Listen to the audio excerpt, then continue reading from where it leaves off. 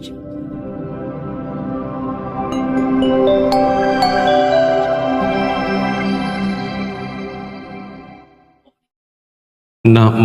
tassa bhagavato arahato sama sambuddhassa. Namo tassa bhagavato arahato sama sambuddhassa.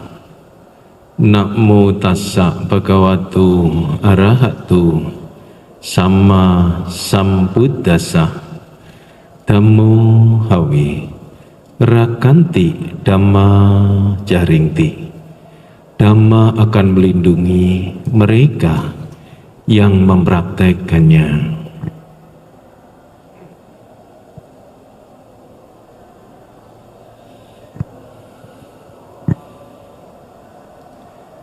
Yang termuliakan Ausu Adicito, yang luhur Samanera Wiryawiro dan Sila Abirati, yang terhormat Romo Ramani, yang berbahagia Bapak Ibu, saudara-saudari sedama, selamat petang menjelang malam. Namo Buddhaya. Sotihotu, salam sejahtera buat Anda beserta keluarga. Semoga Anda beserta keluarga senantiasa dalam berkah Sangti Ratana. Sadu. Bapak Ibu, saudara-saudari sedama, patut untuk diapresiasi Anda sekalian setia membagi dan menyisikan waktu dalam kebersamaan, mengisi kehidupan, melakukan berbuat baik dengan belajar Dhamma bersama. Memang yang mengerti akan hidup ini secara utuh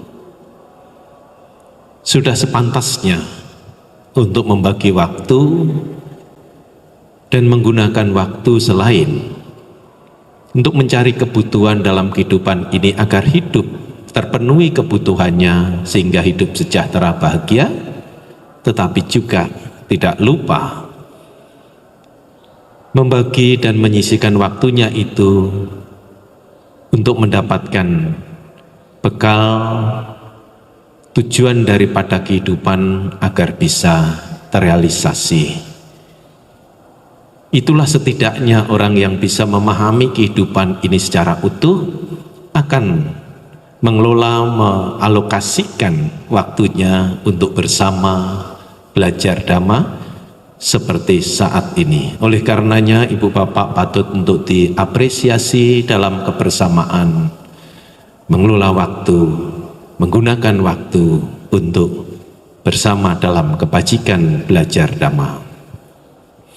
Pada kesempatan ini saya mengajak Anda sekalian untuk belajar Dhamma dengan batasan tema bagaimana hidup sukses dan bahagia. Dua hal ini tentu itu sangat menarik dan sangat berharga dalam eksistensi kita, entah itu makhluk individual maupun makhluk sosial. Ketika bicara tentang sukses dan bahagia menjadi sangat menarik dan penting karena itu sebagai kebutuhan bahkan target dalam kehidupan yang perlu untuk dicapainya, dan itu memang bisa kita capai. Terlebih dulu saya ingin mengajak Bapak Ibu untuk berpijak pada realitas hidup ini. Apakah orang yang terlahir dalam keluarga tercukupi? Lantas itu sudah menjadi jaminan 100% orang tersebut akan sukses dan bahagia? Pertanyaan yang perlu kita nanti sinkronkan dalam bahasan kehidupan ini. Apakah sudah suatu kepastian ketika orang hidup dalam keluarga yang berkecukupan, lantas orang tersebut bisa sukses dalam menjalani hidupnya dan bahagia? Itu pertanyaan yang akan kita jadikan bahasan supaya lengkap, tidak subjektif tetapi objektif berdasarkan realitas hidup. Pertanyaan sebaliknya adalah, apakah tidak mungkin orang yang terlahir dalam keluarga yang serba kurang, apakah dia tidak punya hak? Apakah dia tidak mungkin untuk mencapai kesuksesan? Karena keadaannya memang serba kurang. Apakah tidak mempunyai hak, tidak mempunyai kesempatan untuk hidup bahagia? Pertanyaan sebaliknya, pertanyaan kedua ini untuk mengimbangi pertanyaan yang pertama, agar tidak subjektivitas, supaya yang kita jadikan bahasan ini berpijak pada realitas kehidupan. Karena memang dhamma adalah realitas hidup. Dhamma adalah untuk perbaikan hidup. Dhamma adalah untuk kesuksesan dan kebahagiaan. Ibu bapak, saudara-saudari sedama, karena sudah menjadi pertanyaan perlu dijawab untuk mengurai. Tentu tidak ada jaminan orang yang terlahir di keluarga kecukupan lantas hidupnya menjadi sukses dan bahagia. Juga sebaliknya, tidak ada jaminan bahwa orang yang terlahir dalam keluarga yang tidak kecukupan lantas tidak bisa sukses dan bahagia. Karena itu hanya satu kondisi, kesuksesan maupun kegagalan kalau kita ambil secara lengkap, sedangkan bahasan kita belajar dhamma pada kesempatan ini adalah sukses dan bahagia. Kesuksesan memang perlu satu kondisi. Kondisi itu adalah salah satu faktor untuk bisa sukses dan bahagia. Tapi kalau cuma hanya mengandalkan satu faktor, yaitu kondisi, ketika orang terlahir di keluarga yang kecukupan, lantas orang tersebut pasti akan sukses masa depannya, tentu tidak jaminan seperti itu. Faktor yang tidak kalah penting, bahkan faktor yang menjadi kata kunci adalah pengelolaan proses. Selain kondisi kelahiran orang tersebut dalam keluarga yang cukup maupun kurang, selain karma masa lalu, tetapi kata kunci dari faktor yang diperlukan orang bisa sukses dan bahagia adalah sejauh mana orang bisa mengelola, bisa memproses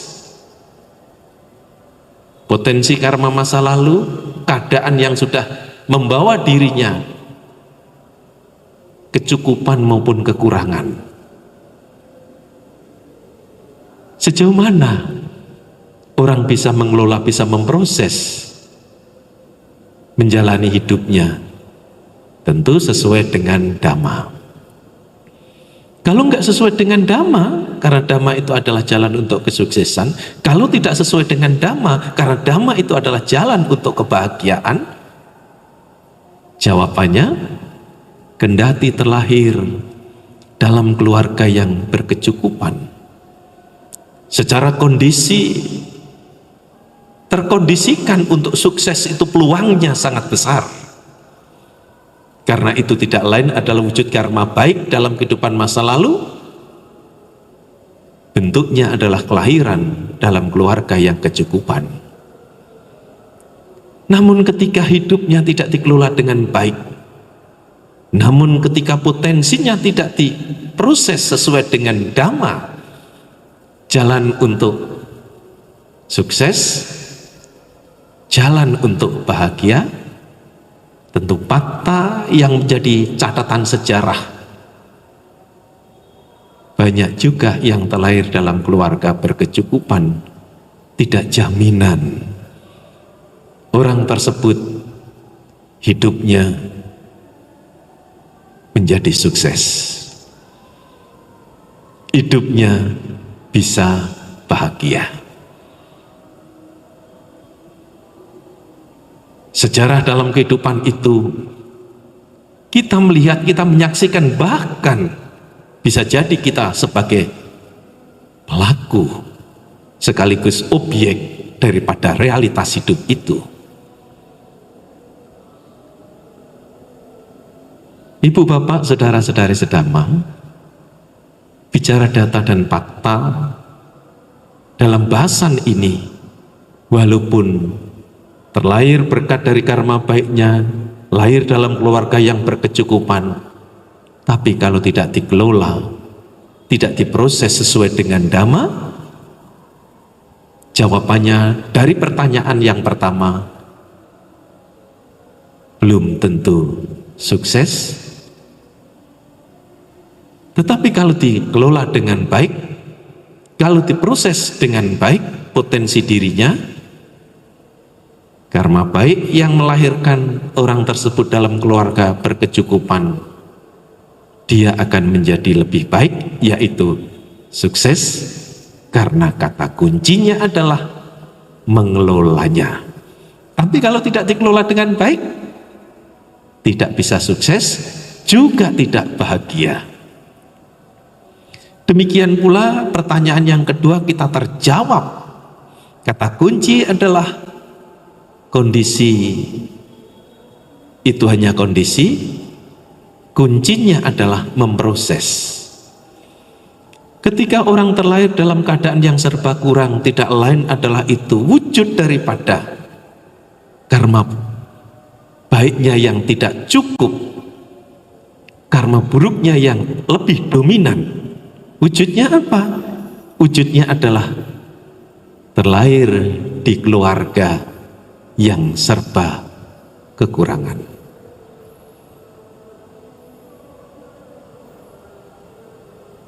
Apakah demikian lantas menghalangi orang tidak bisa sukses?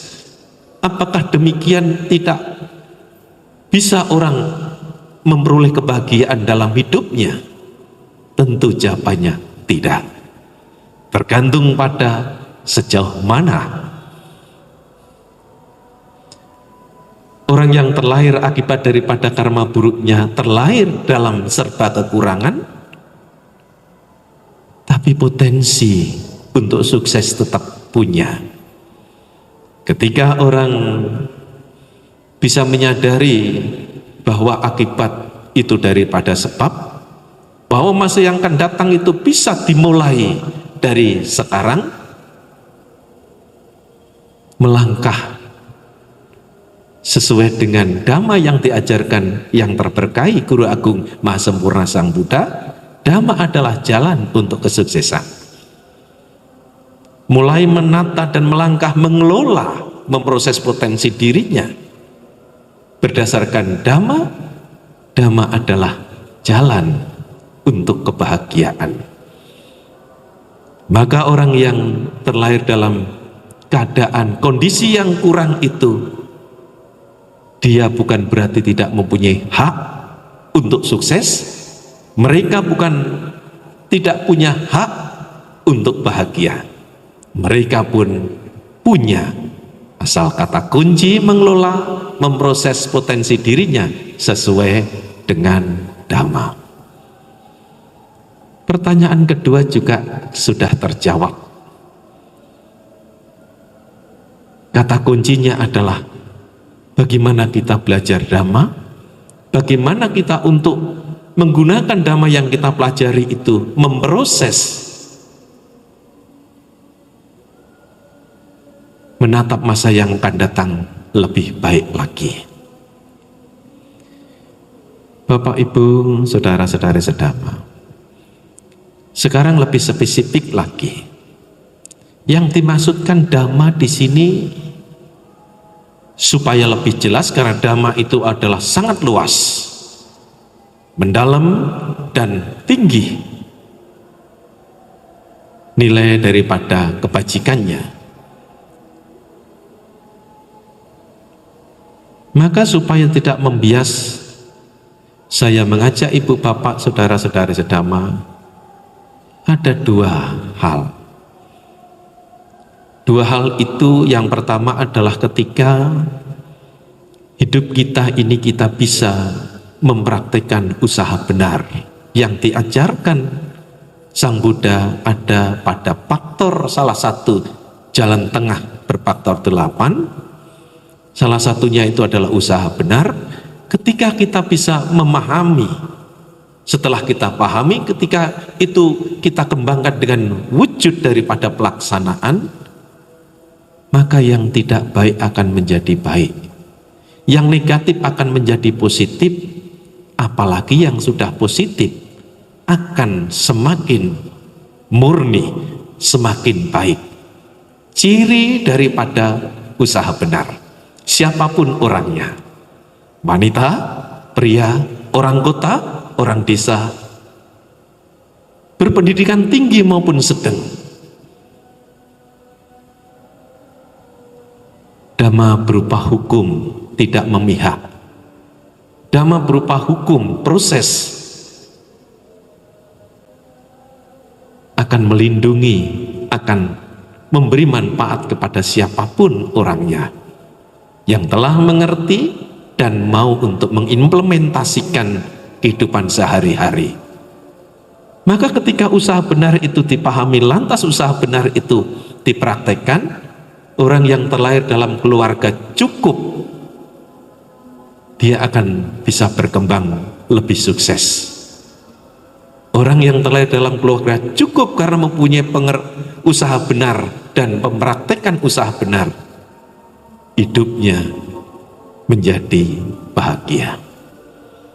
Demikian pula ketika kita tarik atau kita posisikan pertanyaan yang kedua, orang yang serba kurang, karena ciri daripada usaha benar itu yang plus menjadi minus, yang minus, yang minus menjadi plus, yang plus semakin berkembang.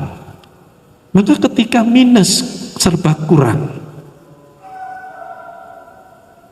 usaha benar dimilikinya akan berangsur-angsur menjadi memiliki. Berangsur-angsur usaha benar itu dipraktikkan, akan berkembang. Sehingga orang yang terlahir dalam keluarga kurang juga punya hak untuk sukses, punya hak hidupnya bahagia. Apabila memahami akan usaha benar, setelah dipahami usaha benar itu untuk dipraktikkan, maka yang terlahir dalam keluarga cukup akan berkembang menjadi sukses dan bahagia. Yang terlahir dalam keluarga yang kurang juga mempunyai kesempatan untuk sukses dan bahagia. Itu satu hal. Karena dhamma luas, kita buat jelas apa yang dimaksudkan dhamma, bahwa dhamma itu jalan untuk kesuksesan. Apa yang dimaksudkan dhamma, bahwa dhamma itu adalah ajaran untuk kebahagiaan. Mengerti akan usaha benar dan mempraktekkan usaha benar dalam kehidupan sehari-hari. Sekarang yang kedua, siapa tahu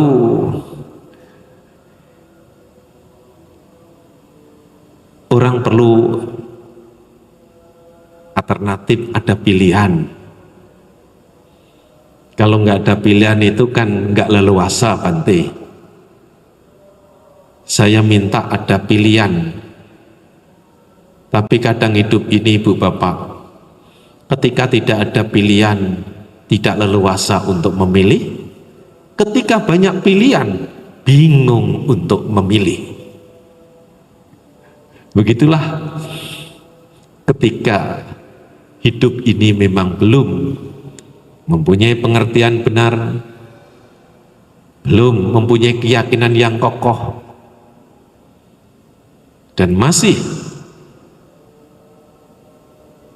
mempunyai pandangan yang salah, akan nggak banyak pilihan, nggak leluasa, banyak pilihan akan terbingungkan. Baik, yang kedua adalah, yang pertama tadi usaha benar, yang kedua ini adalah ada 4 poin yang dirangkum menjadi satu hal yang sangat efektif. Ketika 4 hal ini dimiliki, akan menjadi cara yang sangat efektif. Orang yang terlahir dalam kecukupan, wujud karma baiknya akan bisa dipertahankan, bahkan dikembangkan menjadi sukses dan hidupnya bahagia. Orang yang terlahir dalam kekurangan tidak masalah, karena itu bisa diubah dengan cara yang efektif ini.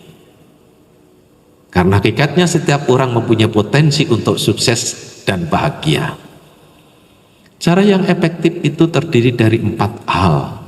Yang pertama, dianjurkan ketika kita beraktivitas sesuai dengan pilihan ibu bapak. Misalnya pilihan yang mendasar, Anda sebagai perumah tangga tentu memilih, itu adalah pilihan yang paling tepat bagi Anda sebagai perumah tangga. Walaupun ada pilihan lain daripada perumah tangga, yaitu tidak berkeluarga, jadi biku samanera atau atasilani, atau tidak berkeluarga, tidak menjadi biku samanera atasilani, tetapi tetap sendiri. Pilihan banyak. Tapi setelah memilih, ibu bapak kan punya aktivitas, bekerja, bersosialisasi, mengurus keluarga, dan lain sebagainya, beraktivitas. Nah, anjuran dari cara yang efektif agar orang sukses dan bahagia dalam eksistensinya, dianjurkan beraktivitaslah dengan rasa senang atau menyenangi yang sudah kita putuskan. Jadi perumah tangga, jadi biku, jadi samanera, atasilani, yang telah kita ambil keputusan terbaik bagi masing-masing orang yang memilihnya. Lantas kita beraktivitas dianjurkan untuk senang.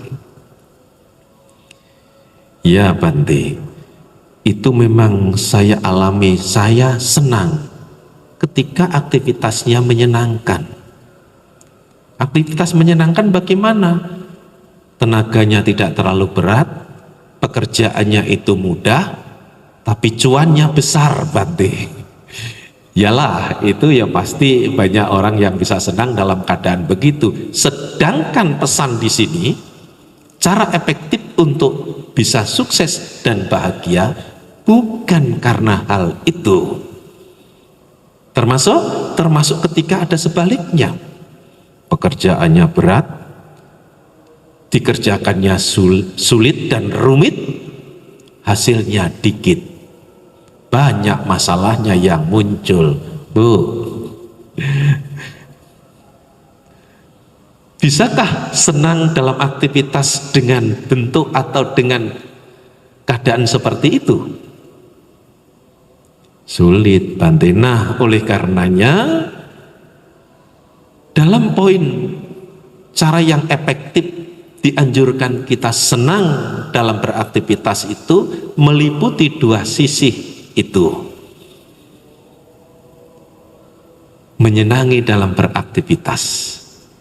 Sebagai perumah tangga, ketika untuk berinteraksi kepada anak, kepada pasangan hidup, kepada anggota keluarga yang sudah tentu mempunyai karakter yang berbeda-beda, mempunyai keinginan dan tahap pemahaman akan kehidupan itu yang berbeda-beda, sangat kompleks. Bisa kondisi itu tidak menyenangkan, tapi anjurannya cara yang efektif untuk sukses dan bahagia, hendaknya senang untuk mengerjakan itu.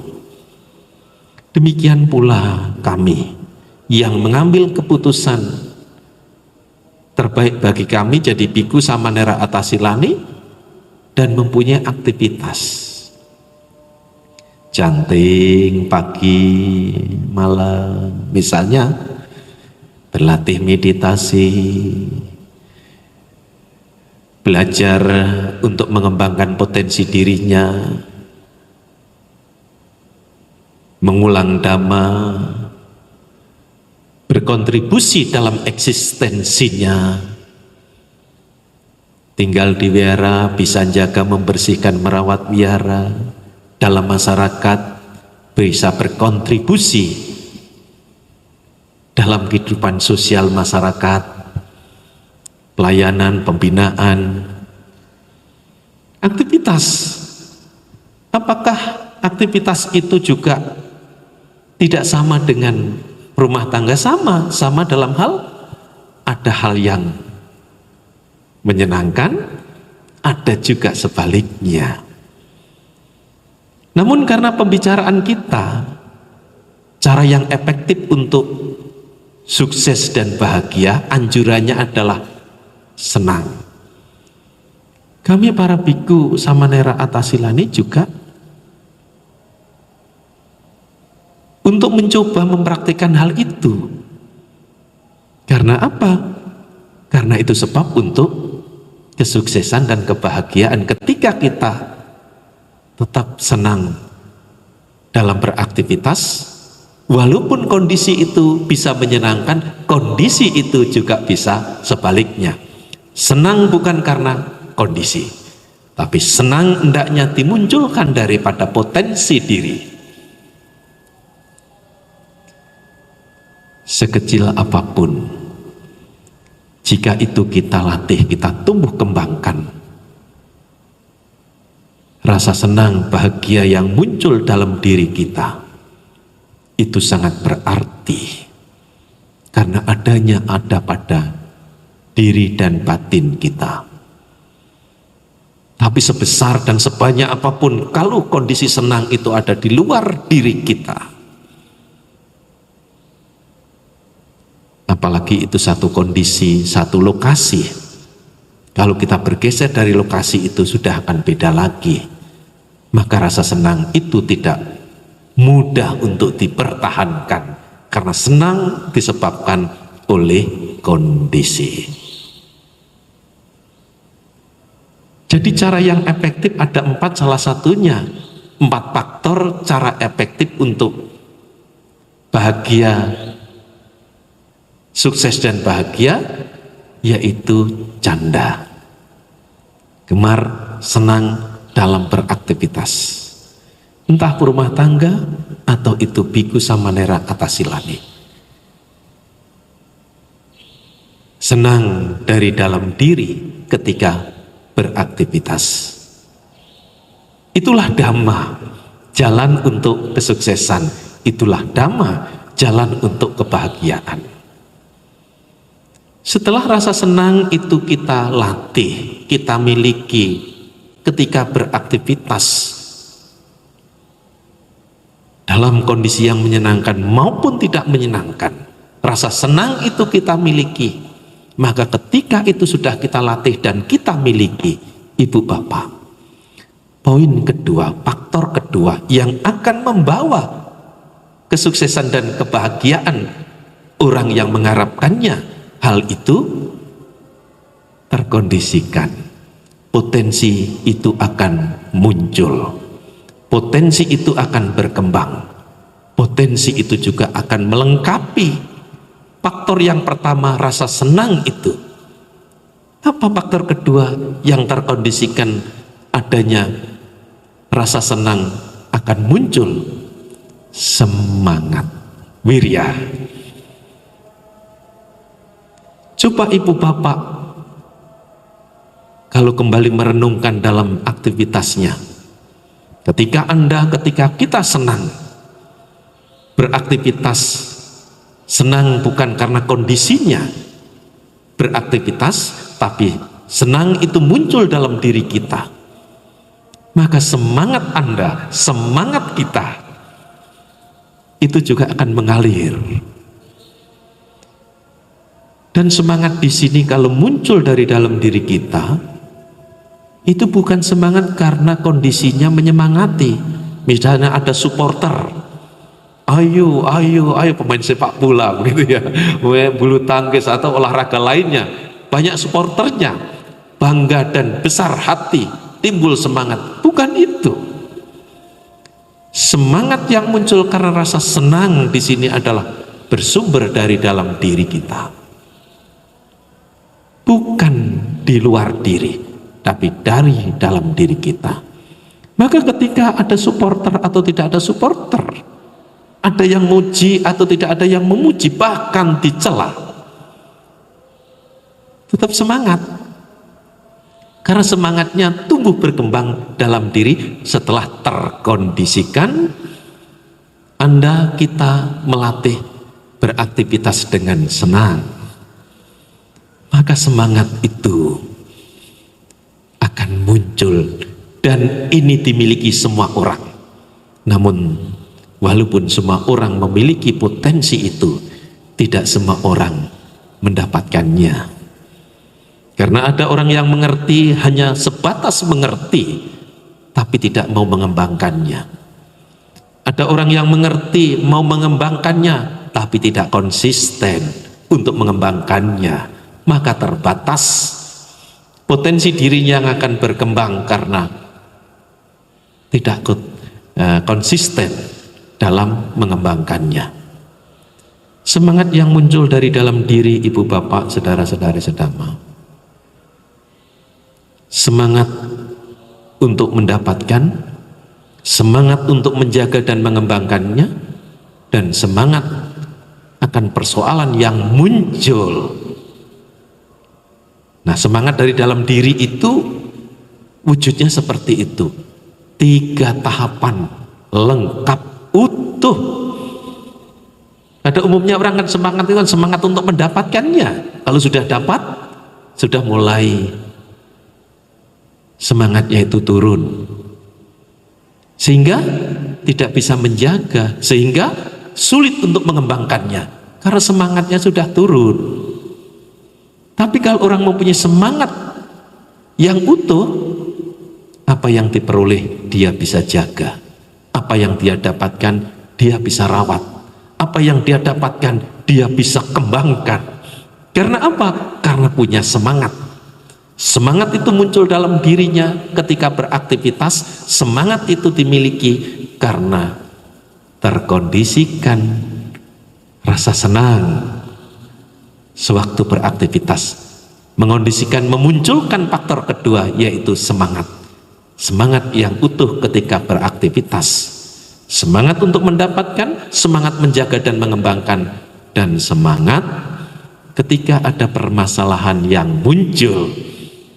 Karena hidup ini tidak hanya kesuksesan, tidak hanya kebahagiaan. Hidup ini ada perintang dan gagal. Bukan sukses, hidup ini juga ada penderitaan. Nah, semangat dibutuhkan ketika kegagalan itu menghampiri orang. Kalau tetap semangat, artinya sukses yang hanya tertunda waktu. Karena punya semangat. Kalau nggak punya semangat, banting setir,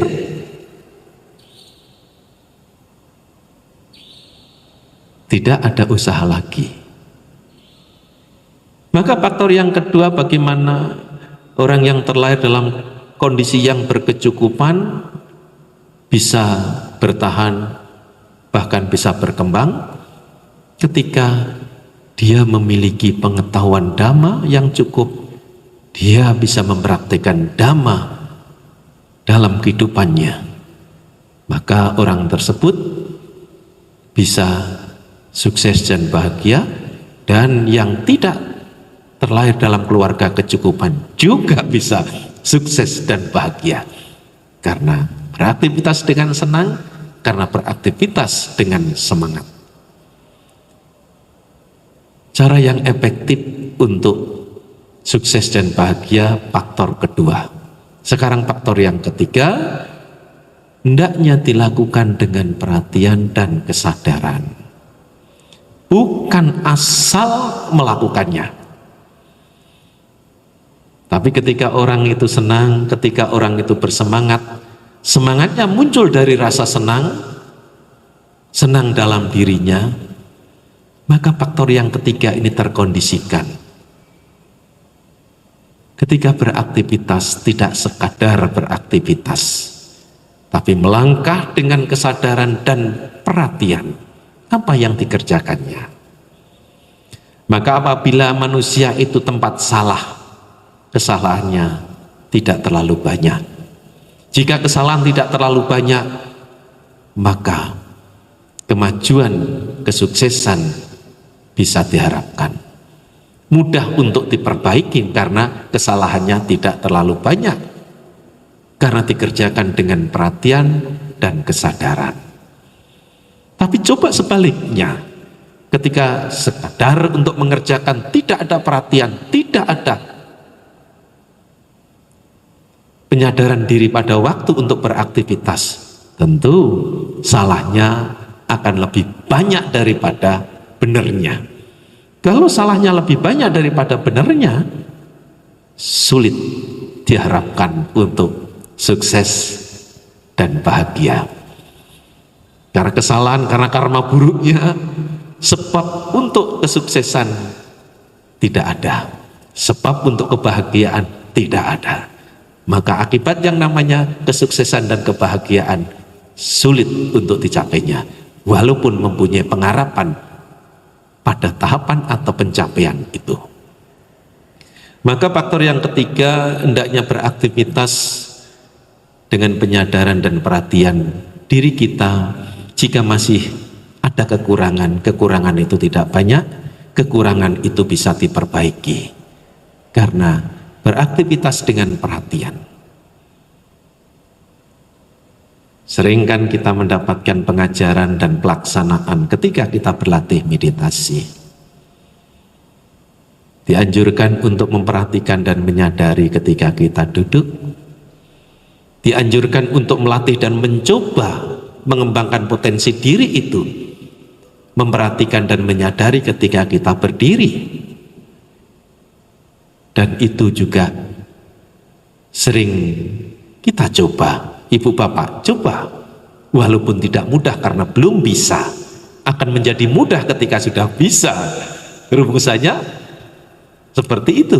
Tapi latihan untuk beraktivitas, khususnya kalau berlatih meditasi, berupaya untuk memperhatikan dan menyadari saat melangkah. Duduk, berdiri, melangkah. Karena ini adalah salah satu faktor dari cara yang efektif menjawab pertanyaan yang pertama tadi. Orang yang terlahir dalam kecukupan, keluarga kecukupan, apa sudah pasti sukses? Jawabannya belum. Kalau tidak dikelola dengan baik, sesuai dengan dhamma, walaupun kondisinya baik, kondisi yang baik itu bisa berlalu, kondisi yang baik itu bisa hilang, kondisi yang buruk itu yang malah akan tumbuh berkembang karena pengelolaannya, karena prosesnya tidak baik. Demikian pula ketika orang yang terlahir dalam kondisi keluarga yang serba kurang, apakah tidak punya hak? Pertanyaan kedua, untuk sukses dan bahagia. Punya juga ketika bisa mengelola potensi dirinya, bisa memproses dalam menjalani kehidupan ini sesuai dengan dhamma. Maka di antara tiga faktor daripada cara yang efektif adalah dianjurkan beraktivitas dengan perhatian dan kesadaran. Ini adalah salah satu dari tiga faktor. Ini tiga faktornya yaitu sati atau perhatian.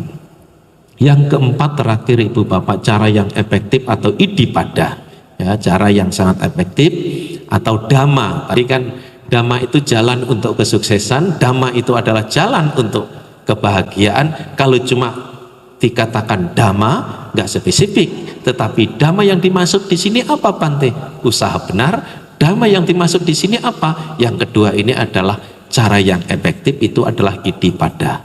Iddhipada ini terdiri dari 4 faktor. Yang keempat adalah vimangsa, untuk mengevaluasi. Mau mengevaluasi. Setahun kalau orang dagang sekali dievaluasi.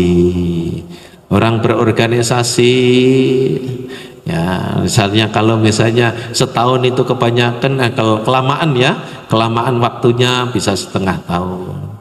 Kalau kehidupan sehari-hari bisa dievaluasi ketika kita mau istirahat. Sejenak kita coba untuk duduk dengan rileks, persiapan meditasi atau mengevaluasi. Dalam hari ini, keseharian ini, apa yang sudah saya lakukan? Hal yang baik yang bermanfaat. Jika ada kekurangan tidak bermanfaat, mana yang menjadi kekurangan tidak bermanfaat? Dalam satu hari, yang baik menjadi catatan, yang tidak baik juga menjadi catatan untuk melangkah di hari Jumat. Kalau nanti malam kita mencoba duduk sebentar, lantas untuk merenung dan mengevaluasi vimangsa, karena ini adalah salah satu faktor cara yang efektif agar orang bisa sukses dan bahagia. Tanpa kecuali dia yang memang sudah dilahirkan di keluarga bahagia atau di keluarga yang kekurangan, tanpa kecuali. Ketika mempunyai cara yang efektif, yang keempat ini faktornya adalah mengevaluasi. Oh, hari ini banyak sekali aku kesel, marah, jengkel. Apa yang membuat aku kesel, marah, jengkel? Oh, hari ini banyak hal yang bermanfaat yang bisa dilakukannya. Nah, mencoba untuk sehari kan masih ingatan, kalau seminggu yang lalu ya sudah banyak yang kita lupakan, apalagi kalau aktivitasnya banyak yang dilupakan sehari. Sebelum istirahat kita coba bisa duduk, bisa berbaring, tapi dalam suasana batin dan fisik itu yang rileks. Karena ini faktor untuk efektif untuk mencapai kesuksesan dan kebahagiaan. Karena ketika kita mau ke dalam diri kita, mengevaluasi apa yang kita kerjakan, yang tidak baik akan kita perbaiki, yang baik minimal kita pertahankan. Syukur-syukur kalau kita bisa mengembangkannya. Di sini akan ketemu dengan usaha benar, terhubung dengan usaha benar. Nah, itulah ibu bapak yang tadi saya sampaikan, bahagia atau sukses itu karena memahami Dhamma dan mempraktikkan Dhamma. Dhamma di sini apa? Supaya tidak bias, usaha benar. Dhamma di sini apa? Dhamma di sini adalah cara yang efektif, yaitu iddhipada. 1, beraktivitaslah dengan rasa senang. 2, beraktivitaslah dengan semangat. 3, beraktivitaslah dengan perhatian dan kesadaran. Beraktivitaslah mau untuk mengevaluasi apa yang kita kerjakan atau aktivitas kita. Kalau 4 faktor itu ada pada diri kita, maka kita mempraktekkan Dhamma, cara yang efektif untuk sukses dan bahagia. Sebab kalau itu kita tidak mempunyai faktor atau format yang utuh itu, bisa cuma dapat separuh. Separuh maksudnya, Bante, hanya sukses secara materi atau kebutuhan dunia, tapi batin gersang. Bu, Pak, ada orang yang demikian? sukses dalam karirnya, banyak memiliki benda berharga, tapi batinnya terasa hambar, tidak ada kebahagiaan. Bisa jadi oleh karenanya supaya sukses dan bahagia, ya dhamma ini, usaha benar dan cara yang efektif. Karena dhamma adalah jalan untuk kebahagiaan, dhamma adalah jalan untuk kesuksesan. Rumah tangga, tidak berumah tangga, menjadi bhikkhu samanera atasilani, itu hanya status yang menjadi pilihannya. Tapi ketika beraktivitas bersumber daripada pikiran, ucapan, dan tindakan, pikiran dan ucapan maupun tindakan itu akan mengarah kepada sukses dan bahagia ketika berpijak kepada, berpedoman kepada dhamma. Nah, inilah di awal tadi saya mengapresiasi ibu bapak menyisihkan menggunakan waktu untuk secara rutin konsisten belajar dhamma, karena dhamma itu akan membawa kemajuan, kesuksesan, kebahagiaan. Tidak peduli dia orang yang memang sudah posisinya bagus atau memang belum beruntung posisinya, akan melangkah bergerak ke tujuan yang sama, yaitu sukses dan bahagia. Terima kasih atas perhatiannya. Semoga semua makhluk berbahagia. Sadhu. Nah, ibu bapak, waktu masih ada, kita akan untuk menyapa saudara-saudara kita yang hadir pada kesempatan malam hari ini. Ya Ibu Wirya, ya selamat petang menjelang malam Bante Samanera Tasilani. Ya, selanjutnya ya Mbak Umi hadir. Ya Susilawati Tan, selamat sore Bante, namo buddhaya Ibu. Ya Ibu Lindawati Wijaya ya hadir. Nah, Saudara Leonardo Lee, selamat malam. Buddha Nubawina Sotihoto, namo buddhaya ya. Berlanjut kepada Ibu Chong Liliana ya. Berlanjut kepada Pak Tony Swito ya, Romo Tony Swito ya. Namaste Budi Asih ya, oh namaste. Nimade Budi Asih ya hadir ya. Berlanjut kepada Ibu Liao Lijin ya hadir. Mas Karso hadir. Erliansah ya, Bapak Erliansah hadir ya. Ko Andrian Yono, namo buddhaya Bante, namo buddhaya. Ko Bu Joyce hadir. Linda Gajali ya, namo buddhaya para Bante Samanera Tasilani ya, namo buddhaya Lin ya. Berlanjut ke Ibu Surti ya, Ismu Ningsih ya, hadir. Kok Aan ya, Pak Ir Suhirman Miharja hadir. Nah, Cik Christine Susana hadir ya. Sila Santuti hadir. Sidi ya, namo buddhaya Mas Sidi ya. Saudari Lucy hadir. Bu Nur Talia hadir. Segu Sun hadir. Ibu Sani Salek, malam Bante, namo buddhaya Bu ya. Bu Lisyang ya, selamat malam Bante Samanera Tasilani Kalyanamita, semuanya Sugihoto, namo buddhaya Berlanjut ke Anuci Lai Juan Pi ya.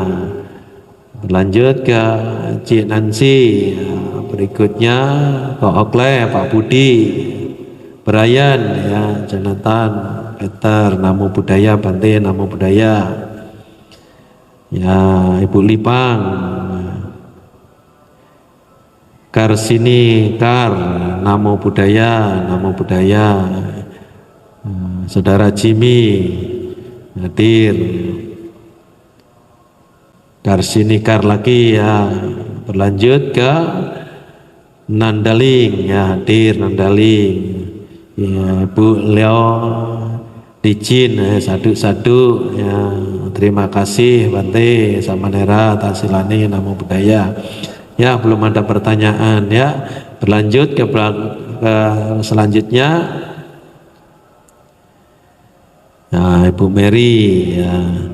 Berikutnya Pak atau Kok Kristanto, Namo Buddhaya, Namo Buddhaya. Upacarika mewah, ya, Namo Buddhaya, terhormat Bante Sadawiro, Bante Adicito, Samanera, Wirawiro, dan Atasilani Apirati, Tasilani Santuti, dan Kalyanamita semuanya. Namo Buddhaya Bante. Mau tanya, ya, pelaksana uposatha miskin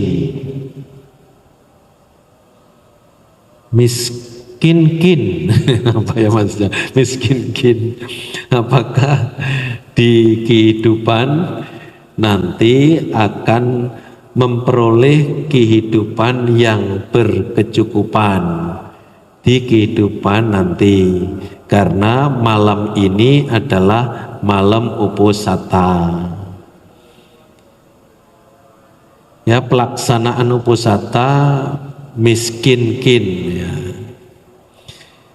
Ya, dimaksudkan, ya, kalau kita berupaya walaupun dalam keadaan ya kurang, miskin, ya bisa juga berkecukupan, karena hidup ini kan berubah. Hidup itu rumusannya adalah berubah. Kalau sebab yang kita miliki itu untuk perubahan yang baik,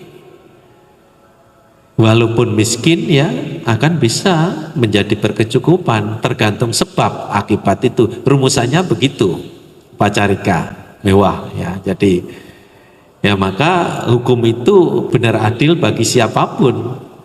Tetapi kadang-kadang orang yang memahami akan hukum kebenaran dharma sering berhenti kepada pemahaman semata. Cita-citanya sama, pemahamannya sama, cuma implementasinya satu dengan yang lain berbeda. Mandek dalam implementasi, ada yang cita-cita punya, ya, cita-cita punya, lantas, ya, pemahamannya punya, implementasinya punya. Nah, tentu orang yang tersebut akan bisa mengubah keadaan miskin menjadi berkecukupan. Tapi kalau cita-citanya ingin cukup, pemahaman tentang hukum bahwa hidup ini berubah, ya, ada perubahan, bisa berubah menjadi baik, itu rumusannya. Cita-citanya ada, pemahamannya sama, tapi lemah dalam implementasinya, ya nggak akan bisa mengubah, tetap miskin juga. Ya, maka harapan untuk berubah menjadi, untuk, ya, tercapai yang baik punya, pemahaman akan rumus atau hukum dharma itu punya, lantas pelaksanaan mesti punya. Kalau itu punya, bisa, ya, bisa berubah, bisa tercapai kecukupan. Ya, semoga, ya, upacarika mewah, bisa berkecukupan, dan nanti uposatha bisa melakukan banyak hal, ya, pada uposatha. Berikutnya dari Ibu Tio Siwa, Namo Buddhaya Bante, saya mau tanya ini dalam meditasi. Saya pernah dikasih tahu menghitung 1 sampai 10. Apakah fokus pikiran tidak ke, ya, fokus pikiran tidak kemana-mana. Jadi kebiasaan mau menghilangkan susah. Bante, apa di dalam? Saya ulang ya Bu ya. Namo Buddhaya Bante, saya mau tanya. Ini dalam meditasi. Saya pernah dikasih tahu menghitung 1 sampai 10. Apakah fokus pikiran tidak kemana-mana? Jadi kebiasaan mau hilangkan susah, Bante.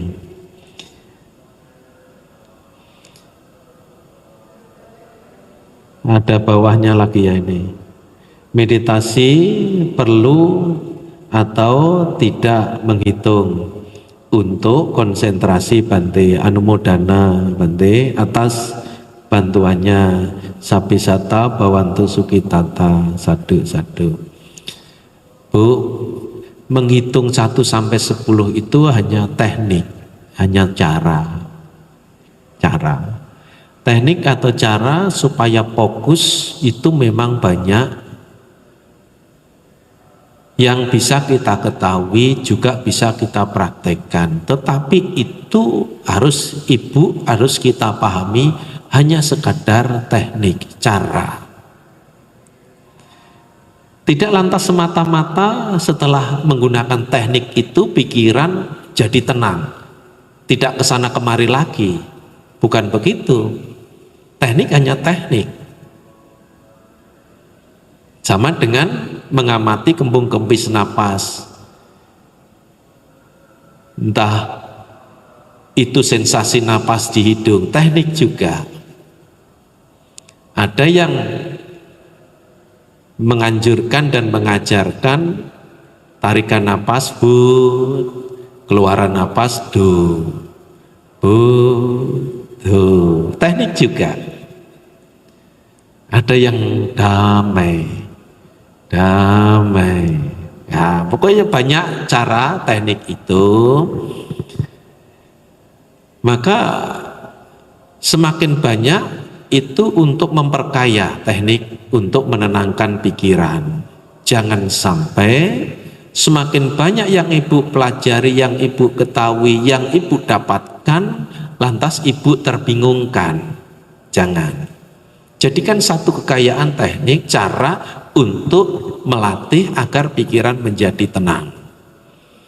Nanti ibu pilih sendiri mana yang dianggap cocok sesuai untuk dipraktikkan. Bisa hitungan 1 sampai 10, bisa Buddha. Tadi bisa juga irama napas, bisa juga Sapisata Bawantu Sukitata, bisa juga dame itu.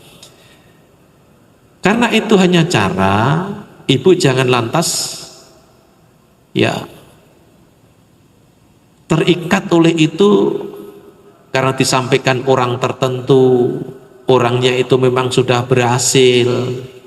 Lantas ibu terikat oleh teknik itu, belum tentu itu bisa dipraktikkan ibu.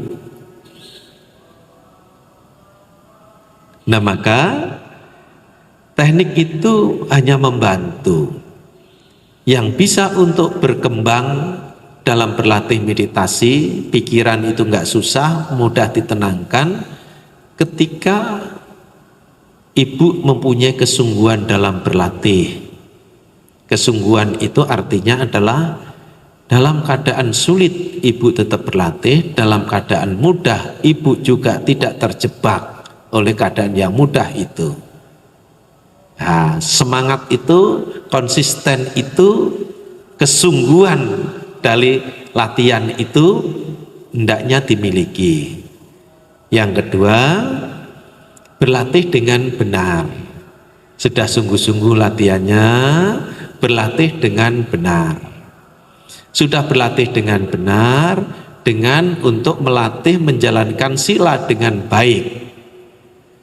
Butuh waktu juga. Rebus air juga perlu waktu, Bu. Nanak nasi perlu waktu, Bu. Nanam buah-buah juga perlu, tanaman apa saja perlu waktu, Bu. Ya. Jadi faktor-faktor itu mesti terkumpul. Latihan dengan sungguh-sungguh, lantas berlatih dengan benar, lantas memperbaiki pondasi untuk ketenangan yaitu sila, dan juga butuh waktu. Nah, ketika faktor-faktor itu sudah kita miliki, khususnya Ibu Joshua miliki, maka teknik apa saja yang Ibu dapatkan dan praktekkan itu jadi mudah. Karena teknik atau cara itu hanya untuk membantunya. Sejauh mana kemampuan dan keterampilan kita yang dalam proses latihan itu sudah kita dapatkan, harus mengarah pemahamannya ke sana, bukan sekedar tekniknya hitung 1 sampai 10 tadi. Itu mudah bagi orang yang memang sudah terlatih, tapi itu menjadi sulit. Pikiran masih ke sana kemari, kebiasaan pikiran lari ke sana kemari, nggak bisa dikendalikan juga. Maka dianjurkan untuk latihan tadi. 1, tarikan ya, 2, supaya pikiran itu kan pada hitungan itu. 1, 2, sama dengan kayak budo, teknik juga itu tadi. Kalau Ibu fokusnya pikiran pada hitungan 1, 2, 3, 4 sampai 10, nanti balik lagi dibalik ya 10, 9, 8, misalnya ada yang anjurkan seperti itu misalnya ya Bu ya. Nah, pikiran Ibu bisa terfokus kepada itu, tidak ingat masa lalu lagi atau tidak berkelana ke masa lalu lagi, tidak berkelana ke masa yang akan datang lagi. Ibu terfokus kepada hitungan 1 sampai 10, 10 sampai 1 dibalik. Nah, itu cara itu bisa Ibu bisa gunakan untuk mengembangkan ketenangan, menenangkan ketenangan, mengembangkan ketenangan. Tapi kalau belum tercukupi faktor-faktor untuk tenang tadi, tetap apa yang Ibu alami tadi, kok sulit kebiasaan pikiran lari itu kok ditenangkan untuk hitung, fokus kepada hitung itu kok sulit Bante. Ya, karena itu hanya cara. Sama dengan kayak pernapasan, sama dengan kayak budo itu hanya cara. Ya, saya kira gitu Bu. Jadi kesungguhan dalam latihan harus ditingkatkan. Latihan dengan benar mesti harus dievaluasi, sudah benar belum? Kalau belum benar diperbaiki. Lantas ya, misalnya butuh waktu, butuh latihan sila yang baik, perbaikan itu. Nah, kalau faktor-faktor itu telah didapatkan, maka teknik apa saja, hitung, menyebut Buddha atau pernapasan, itu semua akan menjadi mudah. Karena sudah bisa. Sama dengan orang membawa alat transportasi loh Bu. Kalau sudah bisa membawa mobil mudah, membawa sepeda motor mudah, bawa sepeda dayung mudah gitu. Nah, coba kalau belum bisa, jangankan mobil, sepeda motor aja sulit.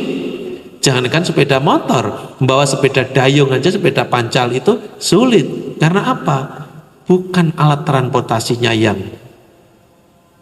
tidak bisa digunakan atau yang sulit, kita yang belum atau orang yang belum bisa menguasai alat transportasi tadi. Kira-kira begitu Bu. Berikutnya Ibu Sani Salek Bante izin tanya ya, kalau seseorang lahir di keluarga yang ekonominya pasang surut, apa juga ada hubungan dengan karmanya masa lalu keluarganya yang melahirkan orang tersebut yang tidak bahagia, hingga orang tersebut tidak sukses? Mohon penjelasannya Bante, terima kasih Bu. Kalau bicara karma itu masing-masing ya, kama yoni lahir dari karmanya sendiri. Kalau kita bicara karma, itu tidak mungkin ketukar, tidak mungkin itu karma orang lain, atau tidak mungkin bisa diwariskan.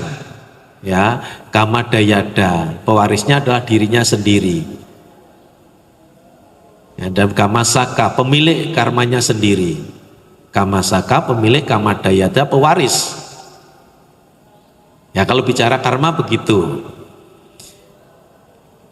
Tapi kalau lahir dalam keluarga yang tidak cukup, Bante, tidak kecukupan, sehingga tidak sukses, sulit sukses, sulit bahagia, itu apakah ada kaitannya dengan orang yang melahirkan atau keluarga yang menjadi orang tuanya? Nah, di sini sudah hubungan karma. Ya, ini harus dipahami, karma dan hubungan karma atau karma sejenis. Tapi bicara karma, karma masing-masing. Karma anak ya itu karmanya anak, karma orang tua itu karmanya orang tua, karmanya sejenis.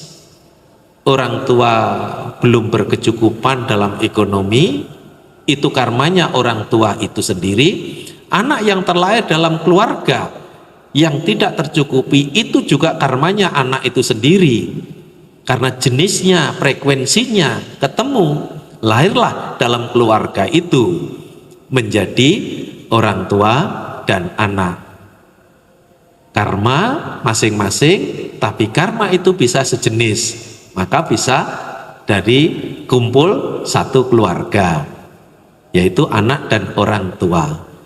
Sama susahnya untuk sukses, Bante, dan bahagia. Lah kalau enggak membuat sebab untuk sukses dan bahagia, ya tidak mungkin, Bu. Maka tadi bahasan kita belajar Dhamma pada kesempatan malam ini kan sukses dan bahagia sesuai dengan Dhamma.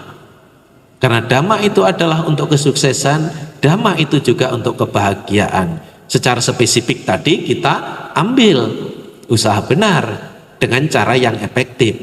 Itu sebagai sebab. Kalau orang yang melahirkan anak tadi nggak kecukupan ekonominya, orang tersebut nggak kecukupan, anak dan orang tua itu sama-sama membuat sebab usaha yang benar, cara yang efektif tadi dimiliki, sebab untuk berkecukupan telah ada. Seiring dengan proses waktu, bisa setahun yang akan datang, bisa setengah tahun yang akan datang, bisa 1 bulan yang akan datang. Masa bisa secepat itu, Bante? Ya ini kita buat yang cepat saja. Kalau dalam kehidupan yang akan datang nanti pada nggak tertarik gitu. Wah, nanti kalau kehidupan yang akan datang siapa yang tahu, Bante, kalau kita sukses yang akan sana gitu. Begitu, Bu. Jadi karmanya masing-masing, juga karmanya sejenis. Sulit bahagia, sulit sukses kalau tidak membuat sebab untuk perubahan ke sukses. Tapi akan menjadi sukses dan bahagia jika sebabnya telah dibuat, akibatnya akan terjadi. Hak setiap orang. Namun kadang-kadang tadi sudah sampaikan, sama mempunyai harapan sukses, sama mempunyai paham tentang kesuksesan, tapi berbeda implementasinya. Ada orang yang semangat untuk mempraktekannya, ada orang berpikir saja, pikir-pikir saja, berbuat baik kok pikir-pikir gitu. Begitulah, Bu. Maka itu yang membedakan. Ada orang yang kondisinya tidak baik berubah menjadi baik, ada kondisi yang tidak baik tetap dalam kondisi tidak menguntungkan karena sebabnya belum dipenuhi. Begitu Ibu Sani Saleh, semoga berbahagia, semoga sukses. Berikutnya Xiaoping, ya namo buddhaya, Bante, namo buddhaya. Nah, Ramani Selvia Dewi Wandami, Bante, selamat malam. Malam Ramani. Ya kok Basuki cuaca ya lama kok, selamat malam kok ya. Melian nih 18, selamat malam Bante, namo buddhaya, namo buddhaya. Nah, pertanyaan dari Lucy, Bante, artinya kita harus hidup di masa kini selalu positif tanpa terpengaruh faktor luar, serta selalu introspeksi diri agar menjadi lebih baik adalah kehidupan yang sukses dan bahagia. Ya, setuju, seperti itu ya. Dari Lucy, kita hidup dalam kehidupan sekarang karena kehidupan sekarang itu adalah kata kunci dari masa lalu dan masa yang akan datang. Selalu berpikir, berusaha berpikir yang positif, melakukan hal-hal yang baik, karena kondisi sekarang yang kita lakukan itu akan mempunyai dampak dua sisi. Kalau ada karma buruk masa lalu berbuah, kalau kita positif, positif itu akan untuk menetralisir. Karena kita positif dalam menjalani kehidupan sekarang, itu akan menatap masa yang akan datang lebih baik. Oleh karenanya, saat sekarang ini kata kuncinya, lahir jadi manusia tidaklah mudah. Kita sudah terlahir sebagai manusia, mari kita gunakan untuk berbuat yang bermanfaat. Dan pahami berbuat baik kepada orang lain sesungguhnya untuk diri kita sendiri, supaya kita semangat untuk melakukan perbuatan baik. Kalau kita menyakiti orang lain, sesungguhnya juga menyakiti diri kita sendiri, supaya kita tidak menyakiti orang lain. Karena menyakiti orang lain itu juga menyakiti diri kita sendiri. Akibatnya akan kembali kepada diri kita sendiri. Maka dalam kehidupan sekarang hendaknya kita berusaha untuk melakukan hal-hal yang baik. Karena kondisi sekarang itu kata kunci. Masa lalu, masa yang akan datang. Karena masa lalu sudah berlalu, masa yang akan datang belum terjadi. Fokus dalam kehidupan sekarang. Itu akan menjangkau dua sisi. Ya, semoga ya pandangan pendapat dari Saudari Lucy bisa kita implementasikan dalam kehidupan sehari-hari.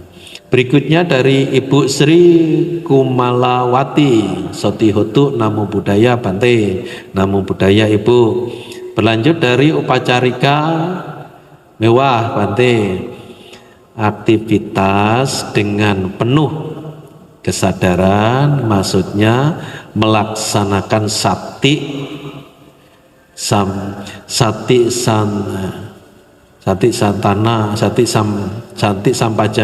patana ya, sati patana bawana. Apakah sati patana memiliki jana?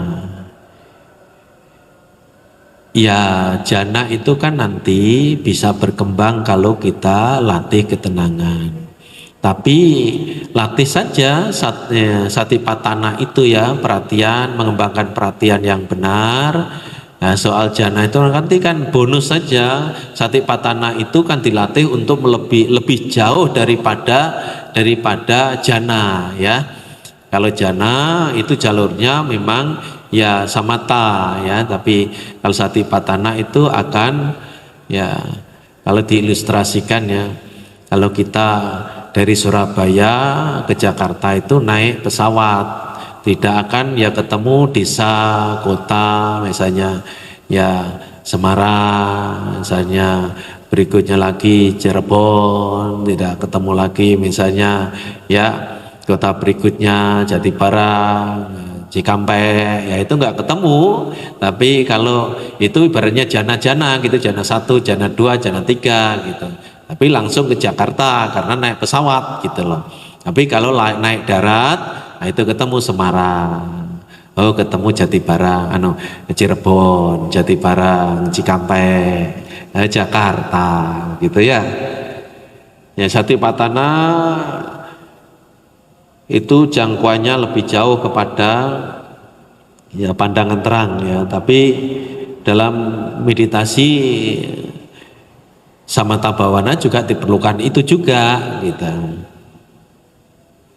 Begitu Pacarika Mewah, semoga bisa ya untuk berlatih dengan mengembangkan sati ya, sati patana. Berlanjut dari Bu Nur Hayati Wasito ya, Wasito, Namo Buddhaya Bante. Selamat malam menjelang selamat petang menjelang malam ya Bu, selamat. Berikutnya dari Uncle Subar ya. Mana? Pandami Bante Sutihotu Namo Buddhaya Ayu Wakno Sukang Balang Sadu dari dari Ibu Erlina Rahmat ya, Ci Erlina Namo Buddhaya Bante Namo Buddhaya. Bu Isabella ya, Namo Dana Ibu Adir ya. Ria Ida dari Ibu Ria Ida bertanya, Bante saya tiap minggu pangsen belut dan jangkrik. Yang saya khawatirkan penjual itu terus mencari lele dan jangkrik demi saya. Toh saya enggak beli, dia jual lagi ke lain. Mohon pencerahannya. Semoga semuanya ya ada kelanjutannya ini ya. Pencerahan, semoga semua. Bante saya pangsen belut ya, ini pertanyaan saya baca lagi. Pertanyaan yang sama ya, dari pertanyaan dari Ibu saya. Ya Bu, ini mesti dipahami begini. Ada tahapan-tahapan ketika Ibu pansen ya belut, ya lele, ya jangkrik gitu ya. Tujuan Ibu apa? Nah, di situ yang harus ditekankan, ya berbuat baik Bante, membebaskan makhluk-makhluk itu dari mara bahaya, supaya makhluk itu mendapatkan kebebasan dan kebahagiaan. Nah kalau itu sudah Ibu lakukan, ya sudah Bu, selesai. Ibu jangan di luar domain Ibu. Nanti jangan-jangan kalau saya pansen begini, orang tukang belut, orang tukang lele, orang tukang jangkrik cari lagi. Padahal saya nggak mencari, nggak membeli. Jangan-jangan saya ini mengondisikan supaya dia cari. Nah itu Ibu terlalu jauh. Harus dibatasi apa yang sepatutnya Ibu lakukan dan Ibu bisa melakukan. Sepatutnya itu adalah niatnya baik supaya makhluk tadi bebas dari mara bahaya, sebagai sarana untuk berbuat baik, itulah patut. Dibatasi dengan sepatutnya yang dilakukan, bisa lakukan, dan itu hal yang baik, sudah. Ibu jangan sampai melangkah lebih jauh. Nanti tukang jangkrik cari jangkrik, nanti tukang belut cari belut, dan lain sebagainya. Itu di luar domain Ibu. Ibu harus fokus kepada itu urusan dia. Urusan saya mau membebaskan pansen jangkrik belut, niati dengan yang baik, lepaskan dengan yang baik, bertujuan yang baik. Sudah, jangan mikirkan yang lain. Itu sama juga dengan pada umumnya orang berdana makan pada biku gitu. Kalau nggak dimakan makanannya itu karena terlalu banyak juga, orang sering berpikir salah. Aduh, mubazir aku berdana karena masakanku dan aku nggak dimakan Bante. Nah itu terlalu jauh juga. Lah harus pada domain dirinya. Apa yang harus dilakukan ketika berdana? Niat yang baik, dia bisa menyerahkan dengan sendiri, sudah. Dimakan atau tidak makan Bantenya, itu sudah urusan Bantenya. Mesti harus dibatasi. Apa yang bisa dilakukan, lakukan. Apa yang mampu untuk dilakukan, lakukan. Manfaat dan mampu. Begitu Bu ya, jangan sampai jauh. Kalau jauh nanti ibarat orang melangkah nggak terukur dengan kaki kita, sakit Bu. Orang pakai sepatu nggak ukuran kaki kita, sesek kekecilan, lecet. Besar kebesaran, lepas terus itu sepatu. Nggak terukur dengan kakinya. Ya, jadi harus ke sana Bu Ria. Berlanjut dari ya Ibu Miani Indra Sirini. Selamat malam, Namo Buddhaya Bante, salam sehat selalu. Terima kasih Ibu, semoga Ibu dan keluarga juga sehat selalu. Ya, Ibu Sani Salek Anumodana Bante, Anumodana, dan penjelasannya Bante. Sadu-sadu. Kevin Marcelo, selamat malam Bante. Sotihotu, Namo Buddhaya. Ya, Namo Buddhaya Saudara Kevin. Ya, berikutnya Cicin Giak Lau, Namo Buddhaya Bante. Semoga sehat selalu. Sadu, Namodana Ci. Ya, Unca Subha, Namo Buddhaya Bante. Ada satu ketika saya baca parita kurang lebih 1 jam, kemudian terus meditasi. Tiba-tiba saya berada satu alam yang gelap dan hening atau sunyi, sepi. Apakah itu Bante? Itu adalah suasana batin, keadaan batin. Bisa juga itu nimitta dalam kehidupan yang panjang muncul waktu meditasi. Anjuran saya, meditasi Anda apa? Ketenangan misalnya, itu jadikan pengalaman, pengetahuan, catatan bahwa pada waktu meditasi Anda mempunyai pengalaman seperti itu. Tapi karena meditasi Anda adalah ketenangan, hendaknya kembali kepada latihan ketenangan itu. Setelah menyadari, mengetahui keadaan gelap, hening, gelap gulita seperti itu. Tapi kalau rasa takut muncul, Bante sadar menyadari rasa takut muncul karena kondisi suasana batin seperti itu. Enggak apa-apa, karena kehidupan kita ini kan panjang, hidup ini sudah panjang. Kehidupan itu sudah panjang. Banyak karma-karma masa lalu bisa muncul dalam kehidupan sekarang atau nimitta tadi gambaran. Maka kalau ngikutin begitu nanti khawatir, sedih, ragu, bimbang, nggak mau latihan lagi, takut kalau seperti itu lagi. Lah ajaan saya, anjuran dan yang saya bisa sampaikan adalah meditasi Anda apa? Ketenangan. Anda harus berusaha menyadari saya sedang berlatih meditasi ketenangan. Saya harus kembalikan kepada mengonsentrasikan pikiran pada objek. Kalau meditasinya ketenangan. Kalau meditasinya pandangan terang, ya apa fenomena nama dan rupa yang muncul, berkembang dan berlalu itu diperhatikan dan disadari. Nanti akan mengetahui apa anicca, apa itu tidak memuaskan, duka dan anatta. Pemahaman akan fenomena nama dan rupa, hakikat daripada kehidupan akan bisa dipahami tentu dengan waktu yang cukup. Ya, ke sana ya pandangan atau saran saya. Rian Ida, semoga Bante berbahagia, semoga semua makhluk berbahagia. Sapi sata bawantu sukitata. Sadu, sadu, anumodana. Aung yang ya dari Aun yang Suki Hotu. Malam Bante izin tanya, pada saat Bante sedang makan, umat datang telat kasih dana apa mengganggu? Makasih. Ya enggak lah, ya enggak mengganggu ya. Jadi kan memang yang perlu diketahui jam makannya itu kan jam 11 kalau siang. Kalau pagi kan jam 7 kurang lebih itulah ya.